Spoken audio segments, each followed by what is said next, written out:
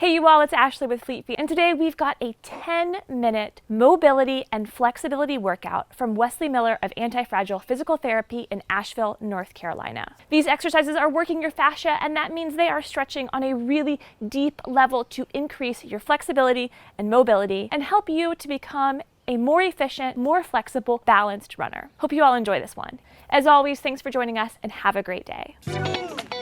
I'm Wes Miller. I'm a biomechanics expert and physical therapist in Asheville, North Carolina, and I'm really excited to be here to help with Together We Move, brought to you by the Run Experience and Fleet Feet. So I'm really here to talk to you about recovery. One of the most important aspects of recovery is focusing on mobility. So what I'm going to go through is 4 exercises, 10 minutes total of mobility that is going to hit pretty much every muscle that a runner might want to hit in a relatively short period of time.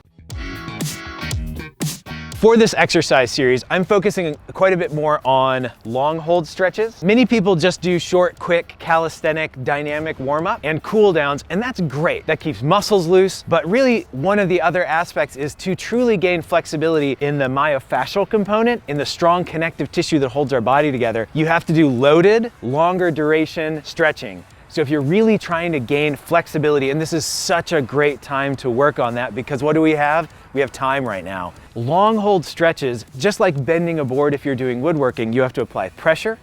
You have to keep the humidity right, so staying hydrated is important. And if you can maintain those stretches and do them consistently, you can start moving your body into the shape you want it, just like if you're building a beautiful piece of furniture or a beautiful piece of art. So we're gonna do the kneeling hip flexor stretch. We're gonna do that 2 minutes each side, 1 repetition. We're gonna do the Titanic Hang Stretch. That's gonna be 3 repetitions, 1 minute. You can build up to 3 total minutes at a time once you feel comfortable doing it. We're gonna do a deep sit squat to help with ankle mobility. We're gonna do that 3 times, 30 seconds.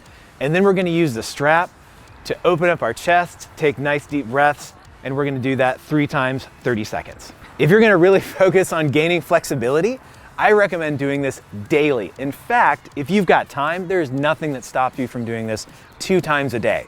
If you do that, you can make big gains in flexibility in short periods of time. If you're just looking to maintain, once every other day is pretty good. If you're just looking for straight maintenance and to focus on recovery, once or twice a week is plenty. Because we're using stretches that don't force you out of your comfort zone and that you want to be able to sit in for a longer period of time, you can go into this cold. You can roll out of bed and do these exercises. You can do this pre-run, you can do this post-run.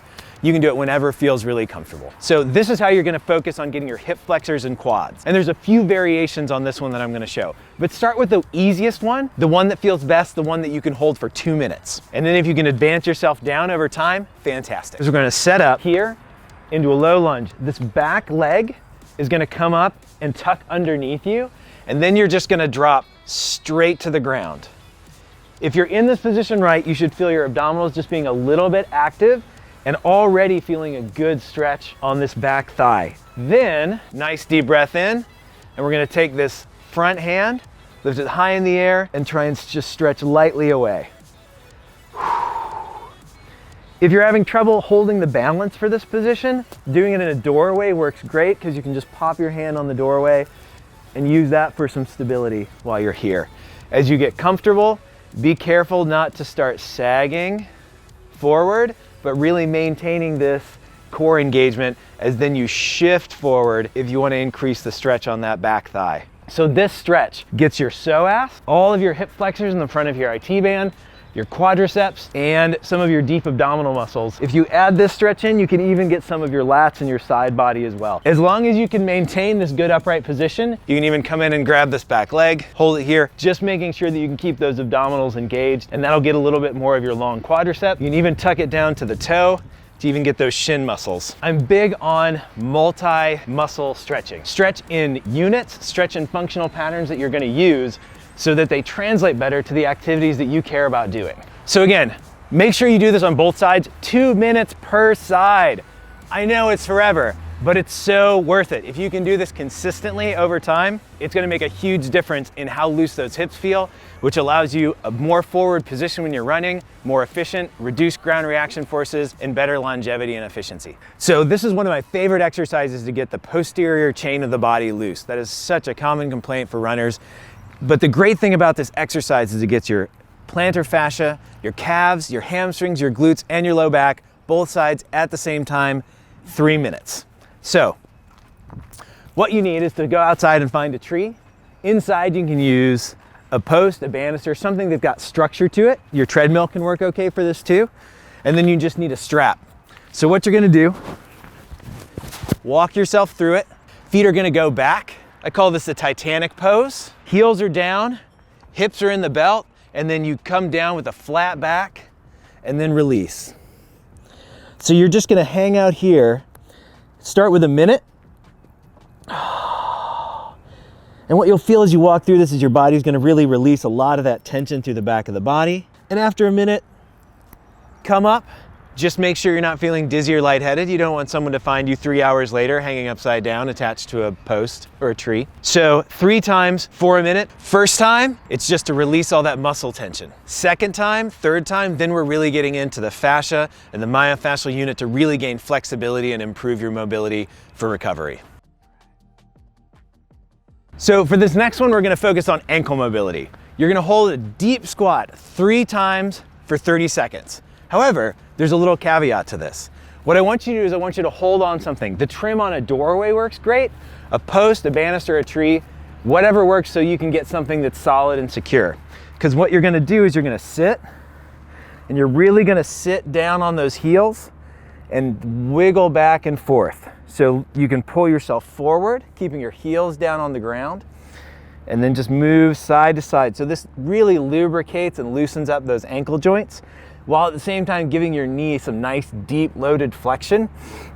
It tends to feel really good and can help release some of the muscles here deep on top of the kneecap.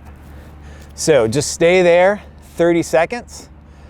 Nice deep breaths as you're here, pulling yourself forward onto the front of those shins. We're gonna do this 3 rounds, 30 seconds. Take a little break in the middle, shake it out, let those hips loosen up. Runners tend to forget about their upper body when they're focusing on mobility and recovery. Being able to keep the chest open, keeping a loose mid-back, really can help improve breathing efficiency, and it helps with your posture while you're running to help with optimal biomechanics. So what we're gonna do is we're gonna take the strap that we use for the hang exercise, and you're gonna put both hands through it, wrap around so you can grab this, 1 foot forward, and just take a nice easy lunge to sink down into it. I tend to like to bounce just because it helps try to relax some of the musculature around your chest and shoulders. They're strong postural muscles. So that little bit of bounce can just kind of help release and back off, especially as you're taking deep breaths with those. You're really gonna feel those shoulders pull off the chest wall. You'll feel the shoulder blades get nice and pulled back, and then just take nice deep breaths for 30 seconds. The lower you sink, the bigger the stretch is gonna feel, but really try and just keep those arms nice and relaxed and loose. Thanks for joining me and the Anti-Fragile Physical Therapy team for Together We Move, and check out down below for other options of great workouts, great mobility, great core exercises that you can do thanks to Fleet Feet.